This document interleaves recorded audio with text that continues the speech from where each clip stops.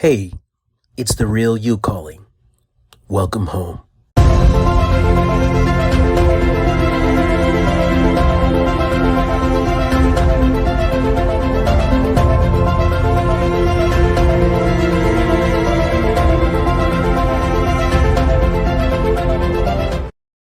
What would your life look like if you stopped second guessing yourself, stopped playing small, and finally broke free from the cycles that have kept you stuck?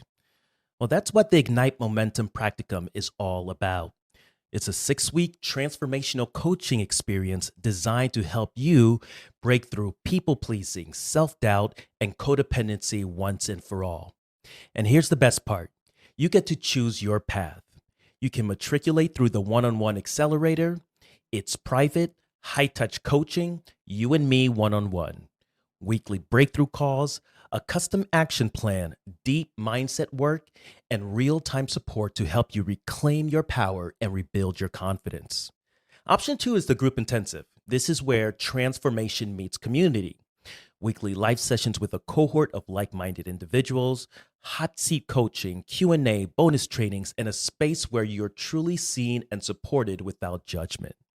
So whether you want personalized guidance or collective energy, the Ignite Momentum Practicum gives you the tools, structure, and support to stop circling the same patterns and start building unstoppable momentum. Ready to take the next step? Schedule your momentum call now at ignitingmomentum.co. That's ignitingmomentum.co. You'll find all the details there. You're not here to shrink, you're here to rise. Welcome back to Rising from the Shadows, the podcast where we discuss all things healing from trauma, reclaiming power, and thriving beyond the shadows of our past. I'm your host, Marlon Wesh. I'm a keynote speaker, momentum coach, and a U.S. Marine Corps veteran, helping men lift the fog of people-pleasing and codependency to reclaim their power and live life on their terms. Today, I'm thrilled to bring you another conversation with my guest, Glynis Collins. Glynis is a survivor of narcissistic abuse and generational trauma. Through her healing journey, she's become passionate about raising awareness around domestic violence, narcissistic abuse, and the deep wounds rooted in childhood. Her mission is to empower others to reclaim their voices, break the cycle, and find Thank real you for having me, Marlon. Glynis, welcome to the I'm show. glad to be here. My pleasure. My pleasure. So I just read your bio, and I know about your mission today of empowering others to reclaim their voices in the wake of healing from narcissistic abuse. But there was a time when you yourself felt voiceless and powerless. What was the journey from that Wow. version of you to today's When I version? first even knew what narcissistic abuse was and all the trauma that I had endured, once you gain the clarity, the waters become clearer. It started from birth. When I was ripped away from my birth mother, or I don't know the full story, and then adopted into a narcissistic family. I didn't know they were narcissistic at the time. I just knew that I didn't feel safe. I was scared all the time. My emotional regulation was off the charts, and it just through the healing process, I realized my whole life has been like that, just operating out of trauma. And the question again, I'm sorry, was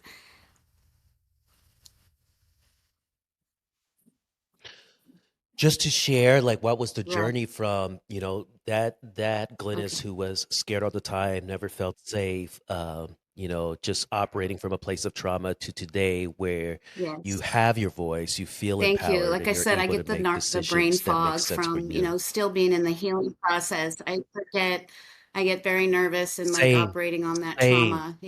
So thank you for that reminder. Just my intuition kept your body will tell you when something's not right. And I kept ignoring that, and I kept having nightmares. Um, Knew that I didn't feel safe with this last person I was with for 7 years, and knew that I deserved better, but that trauma bond just kept me connected, you know, because we have those same brain chemicals as somebody coming off of a drug. Because narcissists they are a drug. It's that cortisol and the Right. dopamine and the push and the pull and the hot and the cold. And it is so hard to break away from that. And I don't know, just one morning I woke up and I said, enough is enough. And I told him to leave. It was right before we were going to work, and we work at the same company. And I just felt a sense of empowerment behind me. I don't know where it came from. It just like I had forces behind me so strong that I knew I was doing the right thing. And ever since then, it's been a daily working, very messy because healing isn't linear. You know, it's up and down. You'll feel strong one day, then you'll feel weak and crying. You don't want to get out of bed. And it's just sitting with the feelings is one of the Mm. hardest things because we all run from that. We don't like to feel pain. Nobody does. And that's where that cheap dopamine comes in, you know, people overworking or working out too much or spending or addictions come in all different forms. And I never knew that before. I always thought, oh, it's drugs and alcohol. They're an addict. I was an addict. I was addicted, the people pleasing, because you want that Right. love outside of yourself that you didn't receive as a child. And once I realized that, now I have come so far. It's going on 9 months now that I've been out of that 7 year long abusive relationship with the narcissist. And, you know, realizing that I am worth it, that I just have to keep protecting my peace no matter what, and really hyper vigilant to the way people are. Like I can read people pretty quickly, like that. And their energy, it's wow, I don't like that energy. Yeah. I'm walking Yeah. away, or just leave it as a very surface relationship. I've pretty much had to cut off a lot of people and start from ground zero, including family. That was extremely hard and painful Mm. for me. My grandchildren, even because my daughter Yeah. was abusing me. And I didn't raise her like that. I know that I had some toxic traits that I am more than willing to own, coming from that with the tools that I didn't have. You know, no, I did the best that I could. And I realized that through the generations, our parents probably did that too, the best that they could, because until, if you don't wake up, you don't know because you can't see. There's no self awareness.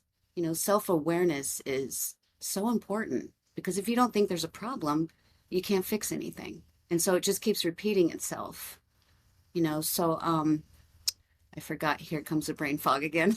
The train got stuck. So, whatever you want to Mm. ask or pick up on, because that fog is set in. Yeah, I'm actually I'm gonna keep this part in the episode because I think it's something that people just don't understand, that how Oh, narcissistic totally. abuse rewires your brain. Um, I have an excellent memory. I have always had an excellent memory. I'm the type of person that I'll Wow. remember exactly what you were wearing the day that I met you. Um, I have always had fairly impressive vocabulary. I grew up reading books, and when I tell you, I forget the Hmm. most simple words right now. I will remember details long ago in the past, but I will totally Right. forget day to day things. It's just like my memory is shot, and this is one of the after the effects of narcissistic abuse on your nervous system, especially when you're out of that situation. Your body shuts down to get better. Because you haven't rested for years and years and years and years. You're in a constant state of hypervigilance, and now when you're out of that, your body just like so Yes. it's like a laptop that's working on bare minimum power. Um, and that's definitely been my experience. Another Hmm. experience of mine is that people are dismissive uh, about victims' claims of abuse because at worst they think that the relationship may have had some toxic behavior, but nothing that would rise to the level of abuse. What's the real story behind or about covert narcissism, and how, in your view, is it Oh different my from just gosh, a it's so toxic this last relationship? relationship, I have never been with anybody like him. I've been in toxic relationships that were abusive, but the covert, it's like toxic on steroids. Just the tactics that they use and how calculated and smooth they are with things. He was so very helpful. The love bombing is out of this world. I thought this, wow, this guy's really into me. You know, he did things that nobody's ever done for me. And I found out now that they use kindness as a weapon. Hmm. They will go above and beyond over here so they can distract you over here and what they're doing behind your back. And also the gaslighting is hardcore. I mean, it is, and they are so It's convincing. He insane. was It's really insane. convincing. Like there was a Sprint phone bill, and he tried to convince me that something was incorrect on the Sprint phone bill. It involved cheating with a supply, um, saying something as simple as, I did not call her first. But the Sprint phone bill clearly showed that. And he said, are you going to believe the Sprint phone bill over me? And I said, yes, I'm not letting this go. And but for a moment, he had me doubting. He really did that. Wow, maybe I need to call Sprint. Maybe they did make a mistake, and Yeah. it's insane.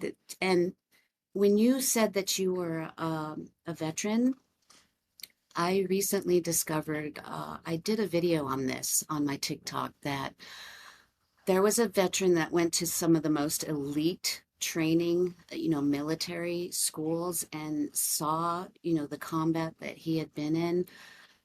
And he would rather choose that than to have gone through the narcissistic abuse that he endured. The Yeah. CTP PTSD is so severe. It's the same as when Yeah. you and I, or anybody goes through that narcissistic abuse, Yeah. and the brain scans, they have brain scans that shows this. And that just blew my mind. And when so people say they're so Yeah. dismissive, they have no clue. It's like, I don't Yeah. even know, how do you explain it within 5 minutes when people say, oh, just get over it. It's just a bad relationship. Or my ex was telling all my coworkers, oh, it Right. just didn't Right. work out. It's more than it's not didn't work out. It was and a Yeah. lot of people, because I used to think this, that abuse was just physical. Um I know it's not just physical, and the psychological Right. warfare that goes with narcissistic abuse is so much worse because you can't see it. They trick others so easily. They have their flying monkeys. And it's you can't describe how that makes you feel unless you've been in it. So people can't possibly understand. It's just Hmm. Yeah. Everything you say is true. So I was diagnosed with PTSD, complex PTSD, and one of the things that I talk about is, I'm very open about my family of origin. They were extremely abusive physically. There was religious trauma. I grew up in a cult. I was beat bloody so many times to the point where, my dad would tell me don't step out the house when he was going off for work because he didn't want anybody to see my face and like call the cops. Um, I was sexually molested by a family member. I've been hungry, homeless, like all these horrible things that you would think would be so traumatic that would, put a stop in my sales. None of them did. None of them did. I had a successful career in the Marine Corps. I went to college. I got my undergrad. I did my MBA. I purchased a home. I started a business. I was a present father, present, like literally nothing, no trauma of my past mhm, ever made me skip a right. beat except for this thing. Except for this thing. It is the only thing, and I've been in some type of therapeutic setting since I was 19 years old. I'm 38 today. It is literally the only thing that required me to have Wow. pharmaceutical intervention to get by. Hmm. It is the only thing. And people, yeah, people don't understand the level, like the gaslighting is insane. I remember when I first started this program, I started it off with telling my story. And it was very much like a healing process for me to just kind of like figure out in real time what was happening to me and what it meant for me and my life moving forward. And early on, like my ex partner was obsessed about shutting this down. Like it didn't matter where any interaction, where we went through mediation, she would bring it up. Hmm. Like it slipped out that was like the Exposure. thing that she Yeah. cared about. Like stop talking bad about me. I it's all about exposure. Her family members are popping up all over my socials. I'm blocking here. And if it's not on my TikTok or my Instagram, it's on my LinkedIn. And I'm like seeing and I'm screenshotting all these It's like, people that ooh, are like, ooh, and I'm ooh, like ooh. blocking as fast as I can because I'm not trying to interact with them. Like they're not, they're yeah, they keep popping up, making fake profiles and stuff. So um um and it came to the point. It's like I don't um I did HR in the Marines, and it was one of the things that they say is Mhm, trust but verify, right? So documentation is everything. I document out of the woods. It saved me in my work as a professional, and like mhm. so I don't just say things. Like I have proof of things, and um, and so I've said quite clearly, like if I am just recently I was in an interaction. Um, where they were present and they were saying like all of a sudden it's like Marlon has his truth. I don't want to take away from his truth, but we have different ideas of what happened. Marlon's been saying lies about me on his podcast, and I was like, if I'm lying, sue me for defamation. If I'm lying, sue me, and I welcome it. I welcome it because there's a little thing called discovery. And you got If the I'm receipts. lying, prove it. Prove it. And they don't want that, but the receipts, and they don't want that, and that's why they just say like they're Right. lying, but they have nothing to back up to say like they're lying. And I before I became very clear on like what was happening, I would like go back and say Right, like, "Am I right, making right, this right. up? Did I not?" I'm going back in my journals, October 14th, 2021. No, I said this. Like, there's no way I'm making. Like, am I imagining? Did I just dream this happened and The then it crazy happened? making, yes. Yes, they're so good at making you think you're crazy.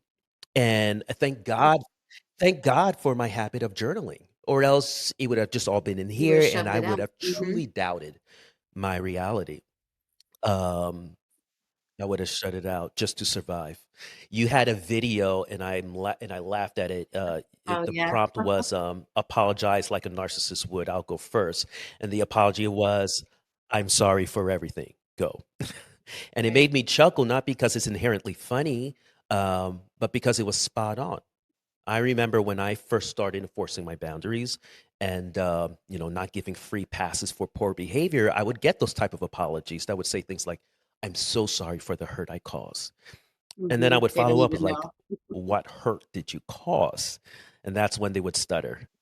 They couldn't bring themselves to say the words of what they had done. Talk about how to the untrained ear, this sounds like an apology, but in our reality, it's a way to Um, skirt it's a accountability. blanket statement. Like you said, they can't name specific situations or things that they said or did to hurt you. And genuinely, they are not sorry. They're sorry that you called them out on it. And that's the difference because someone that truly cares about you and loves you will care when they hurt your feelings and they will do what they can to not repeat that behavior. And that's the difference. But at a first, uh, and listening to someone, you wouldn't Mhm. know it to the untrained ear or someone that hasn't been through this.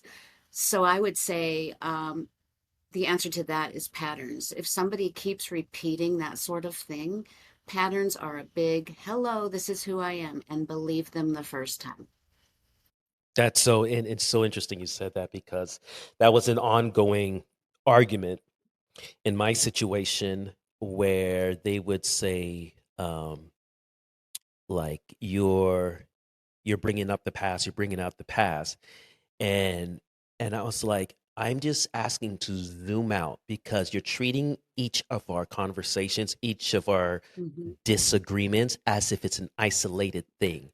If you're listening to this and you've got a story to tell, whether it's your personal story of healing and reclaiming your voice or rising from rock bottom, or you're a professional with powerful insight into trauma, identity, resilience, or transformation, then I want to hear from you. Rising from the Shadows is more than just a podcast. It's a space where truth is honored, power is reclaimed, and stories heal.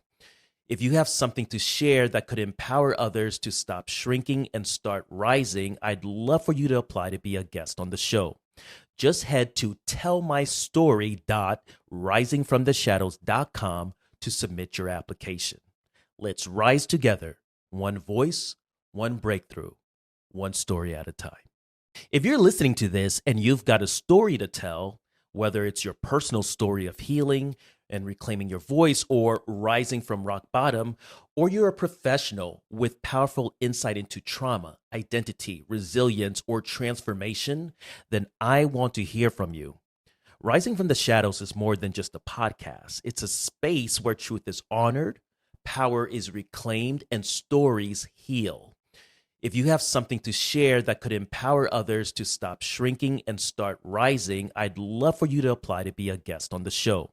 Just head to tellmystory.risingfromtheshadows.com. If you zoom out, you see the pattern of me saying, I was going to say setting a boundary, but Right. I'm realizing now I wasn't setting a boundary. I was making a request for decent treatment.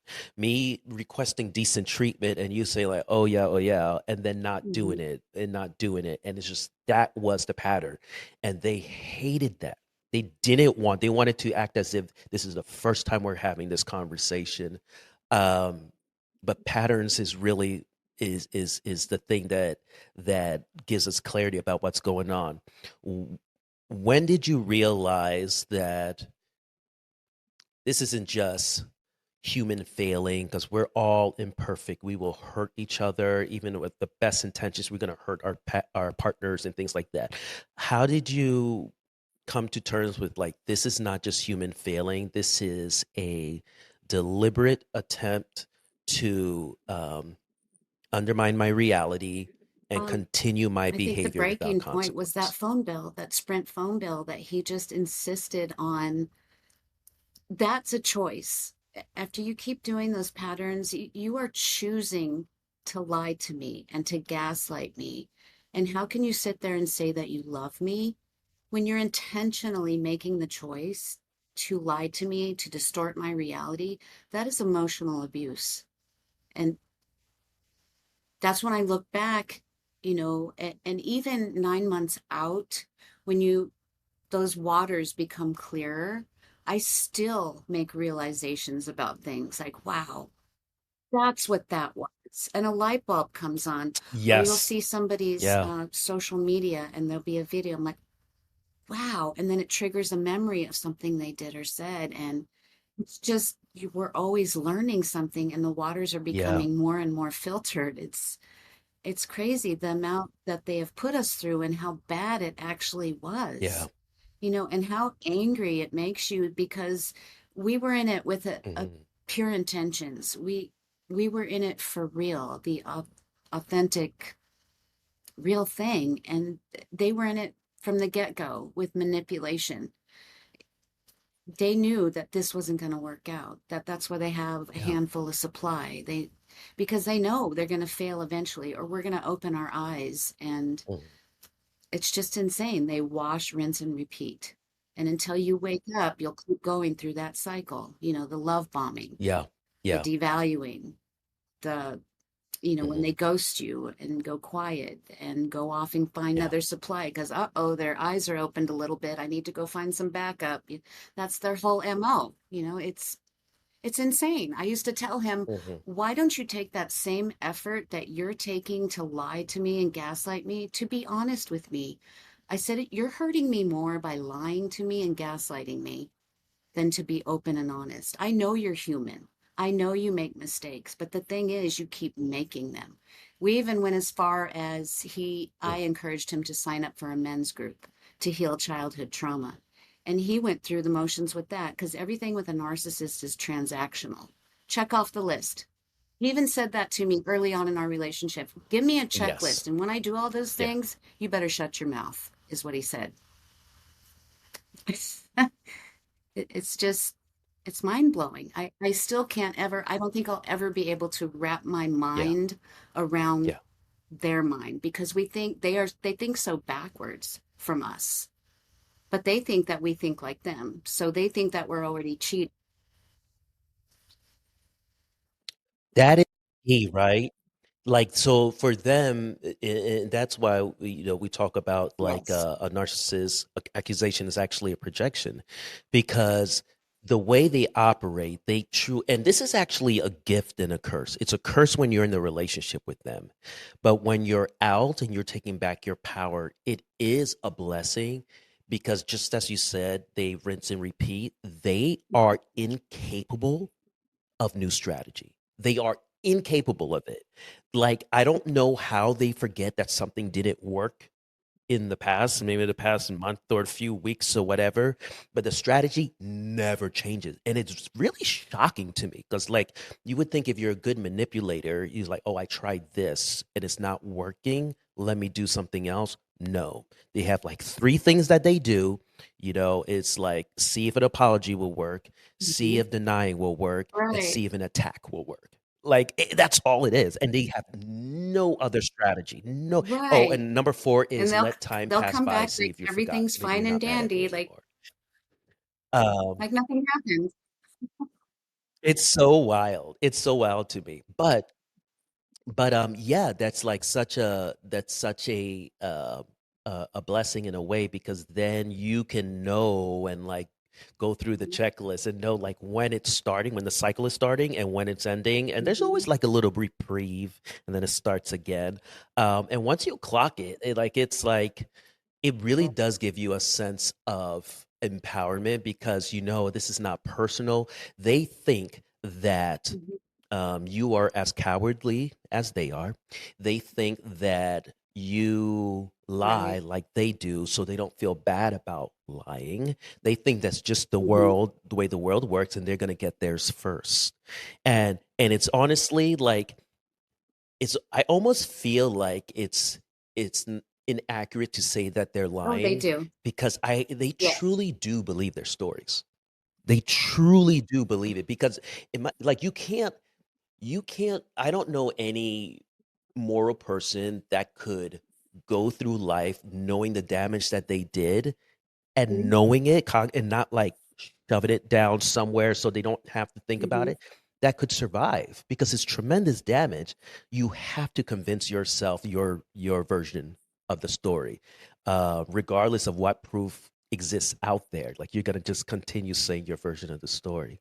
um, Even us talking about this right now, I feel like we can never give it justice about how torturous it is. I think a lot of people ask the question, um, why would you stay for so long if it was as bad as you say? And this seems to, people on the outside, they seem to always have that question. A lot of them say it to themselves. Some of them are as bold to say it, out loud to you. It's like, well, if it was so bad, like, why did you stay? You did 7 years, 12 years with this person. Like, if it was bad all that time, like, I mean, you seemed happy. Why did you keep Mhm. having kids with them? Like there's, all these things that, and I'm talking about your closest friends, family members, or what have you.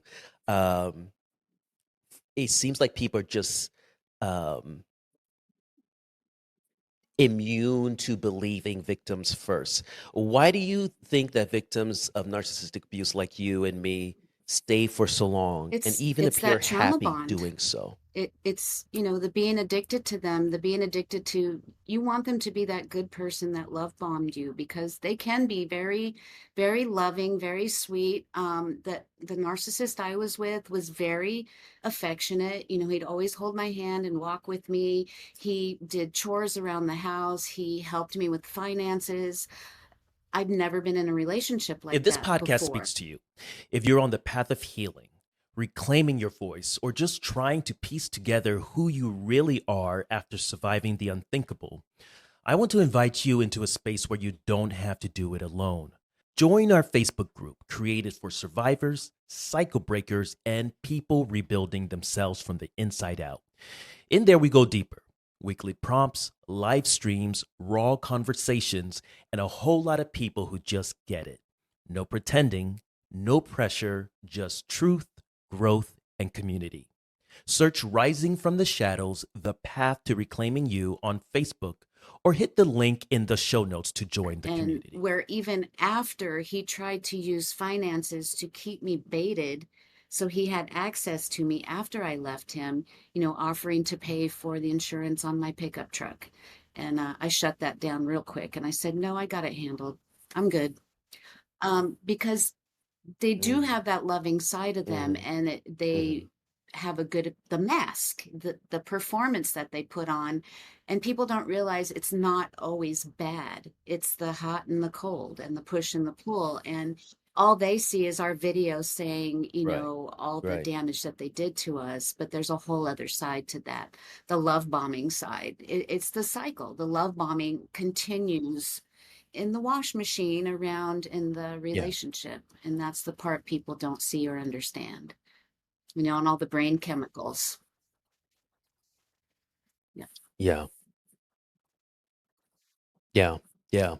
That's just so true because if you have that empathy and you want to believe people can change and they can be better, and like of course people make mistakes, so you're like, all right, let's try again. This is important to me. This relationship is important to me. Um, what you mentioned about the financial thing, like that just made me remember something now. Like almost immediately after separation, and we were separating our where we were living and stuff like that. Their family had means to set them up in an apartment, prior to our finances being separate and stuff like that. And so they did that for them. And I don't have family that I'm in contact with, so like everything was on my own. And they continue to try to Mhm. appear helpful, or one of the phrase that they you would say all the time is like, I really want us I Yes. really want what's best for you, and I want us to Hmm. both be able to go forward in our lives, blah blah blah. And they would say it's like, oh, my uncle offered to pay for like a down payment on an apartment for you and stuff like that, and like offering money here or stuff like that. And I didn't even answer that. I just ignored it. Like, no, you're not going to tie me up with any like, oh, look how great I am. I'm helping you out. I know it's hard Yes. for you Kindness is too. a So let me weapon. see if I can help Yep. you. Yep. It's just block, block, block, block, block. It's the weapon. It's the weapon. Um, and um, and Yes. there's always something attached to it. uh, and today I'm proud that of myself that I didn't accept any help. Like everything I did was on my own. I'm raising my children half of the time all on my own, Mhm. not with any family help. I don't have anyone babysitting for me. I went back to school full time for another graduate degree. Had to hire a babysitter so I could go to school and come back, and all of that, from pocket, because I just don't have that family support. And I'm so proud that I did that. It gave me the confidence that I know I can take care of myself. I can take care of my family, and Too I do high, not have to accept too high of a abuse in cost. order to Yeah, I'm survive. the same way. Um, I'm the same way. yeah, I yeah. have no It's family. too high of a cost. Literally, I just have my disabled daughter at home. She's an adult, and I do everything myself. Luckily, I had bought this condo So he couldn't hold that over my head. And I had my trucking career. So I have the financial That's awesome. means to, I mean, it's rough because now it's just one income and the economy keeps going up. But um, the sense of empowerment Sure. is, you can't put a price tag on that. And I've grown and come so far in these 9 months Yeah. and know who I am now and have the strength and love my own company. It gives me chills talking about it because I never thought I'd be here, and to not have to depend on anybody. It's been a rough road, but when you know that you can do it, you can get through anything. Because this was some hardcore stuff, a hardcore lesson. And now Yes. I'm building my own business from home too, and I want to help other women and men that are in these situations because that is a big part where a narcissistic abusive person will keep control over you, the finances, because they know your vulnerabilities, or they may, Hmm. get them pregnant Hmm. and then they're trapped because they're not working and taking care of the children. And so I'm always telling like my daughter's Yep. friends, I said, please Yep. don't center yourself around a boyfriend or a relationship. Center it around yourself. Get to know who you are.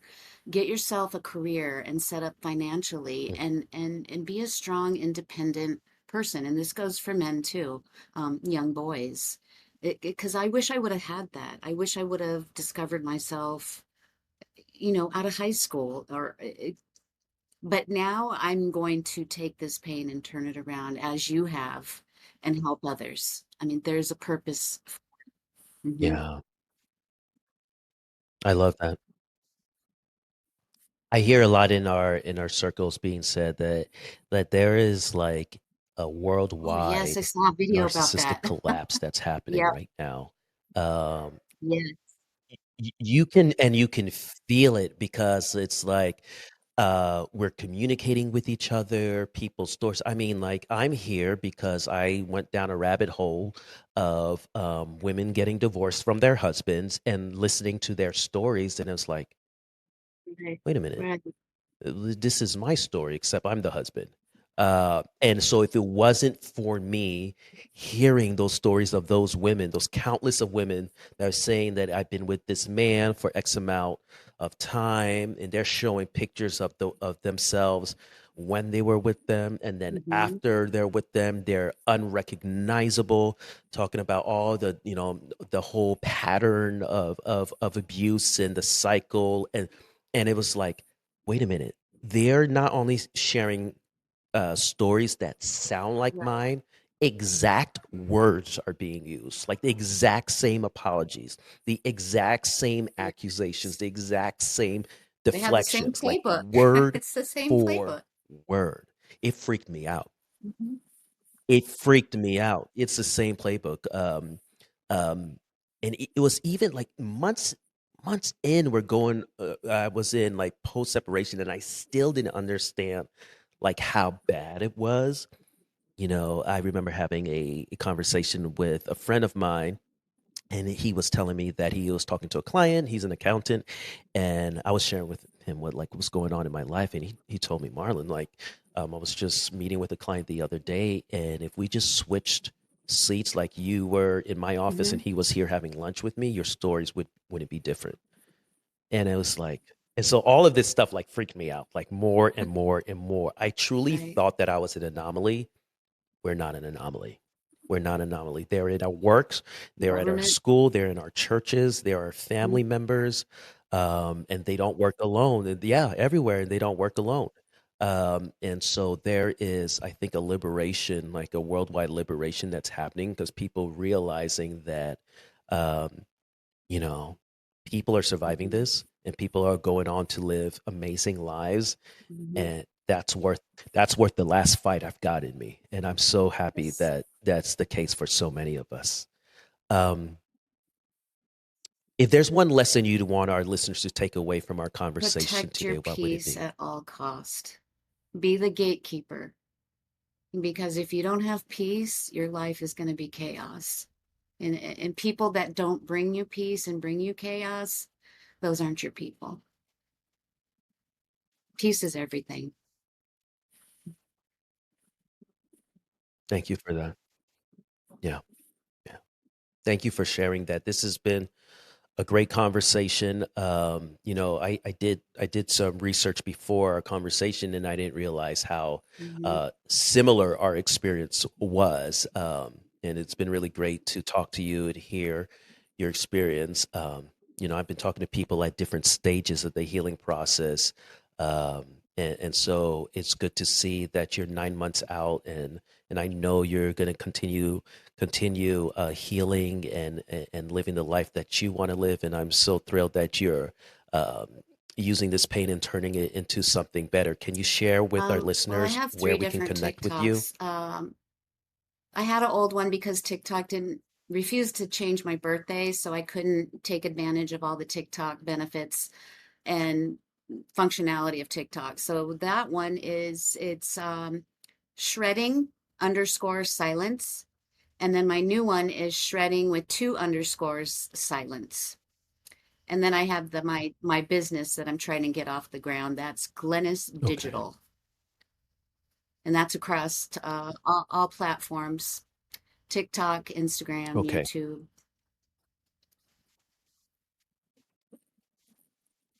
Okay. And we'll make sure to put those in the show notes. But thank you again so much for sharing your insights with us today. And to our listeners, thank you for joining us on this episode of Rising from the Shadows. Please don't forget to subscribe. Don't forget to like, comment, and share. And wherever you go to listen your podcasts on, just go ahead and give us a 5-star rating. I greatly appreciate that. Remember that healing isn't the absence of shadows, it's learning to thrive in your own light. So rise today, rise tomorrow, and rise Mhm. always, Thank you, because the Marlon. shadow doesn't stand a chance. If you're an event organizer, HR leader, or educator looking to bring a powerful voice to your stage, someone who speaks truth, ignites momentum, and empowers your audience to rise above what's held them back, then I want to talk to you. My keynote, Rising from the Shadows, is more than a talk.